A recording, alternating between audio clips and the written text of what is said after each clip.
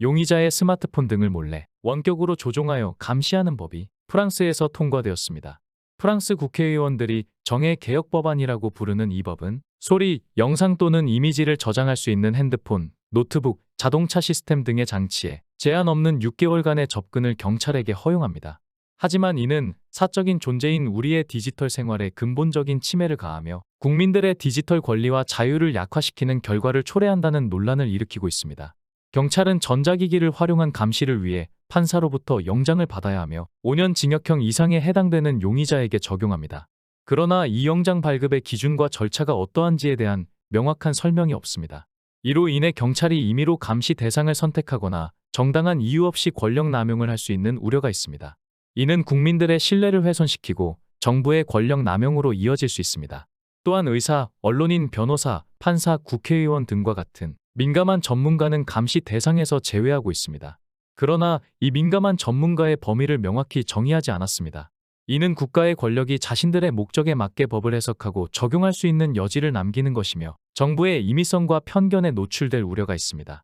법무장관 에릭 듀폰 모레티는 범죄의 성질과 심각성을 고려하여 해당 법을 적용할 것이라고 강조하면서 진보와 보수 양쪽의 비판을 받고 있는 사실상 디지털 감시법이 1984년의 전체주의와 거리가 멀다고 반박했습니다. 그는 오히려 국민의 생명이 이 법에 의해 구조될 것입니다라고 말했습니다. 하지만 디지털 권리와 자유를 옹호하는 시민단체인 라 쿼드르처 두 넷은 기본적인 자유의 침해에 대한 심각한 우려를 제기합니다라고 밝혔습니다.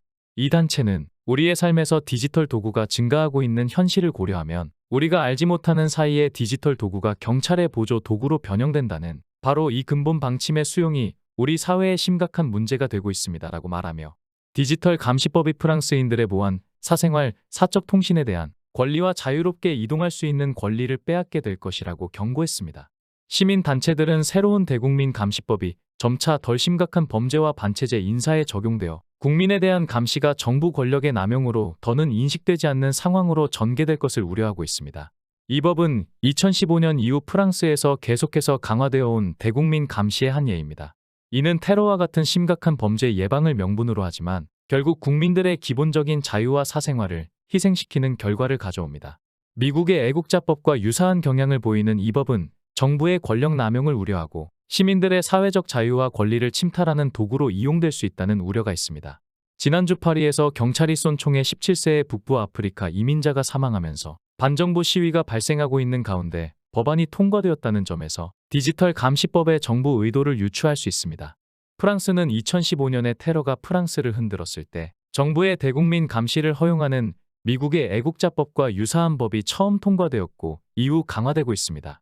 야당 리더인 마린 르펜은 의회 연설에서 현재 프랑스를 대혼란에 빠뜨리고 있는 폭동의 근본적인 원인이 이민자의 과도한 수용에 있다며 우리나라가 약탈로 인도되는 동안 저는 모든 프랑스인이 스스로 묻는 질문을 하고 싶습니다. 당신은 프랑스에 무엇을 한 겁니까? 라고 말하며 정부의 책임을 물었습니다. 에마뉘엘 마크롱 대통령은 현 폭력 시위에 소셜미디어가 활용되고 있다고 주장하면서 상황을 통제할 수 없을 때 소셜미디어를 규제하거나 차단할 필요가 있을지 모릅니다라고 발언하며 소셜미디어 플랫폼을 중단할 수 있다고 위협하고 있습니다.